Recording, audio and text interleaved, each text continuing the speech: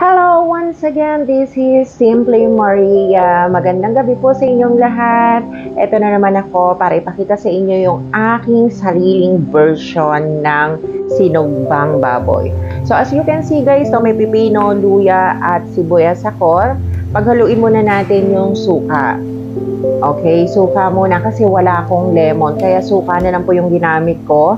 And then lagyan natin ng konting paminta. Ayan, then asin.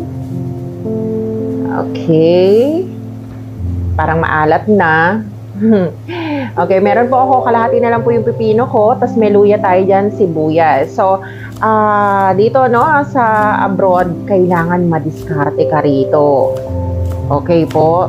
So, habang naggagayat ako, nilaga ko na po yung baboy at inihaw ko na rin po siya, no?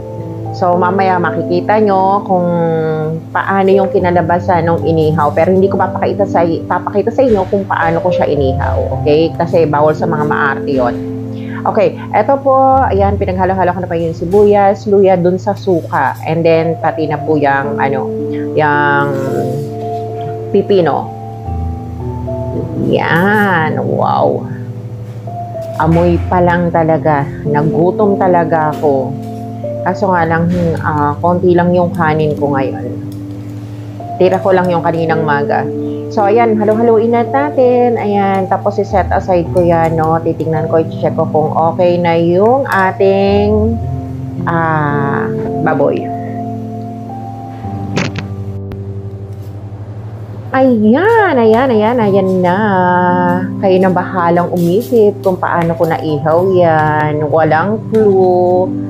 Pero sa totoo lang po, ang bango niya, ang bango. So, yan, bago ko inihaw naman po yan, no, kasi gusto ko yung may touch of, yung smell of, yung may smell smoke siya. Kaya po, sinunog ko talaga yung balat at saka yung ibang bahagi. So, dahil maliit lang yung lalagyan natin, kumuha ko ng mas malaking Tupperware, okay, para doon natin paghalu-haluin. Kung napansin nyo po, no, dun sa unang video na nag-iba yung kulay niya, kasi po, inano ko po siya, binabad ko po siya ng mga ilang minuto. Mga 10 minutes ko siyang binabad, kaya nag-iba yung kanyang color. Kasi gusto ko manood dun sa karne yung, yung lasa ng sauce niya.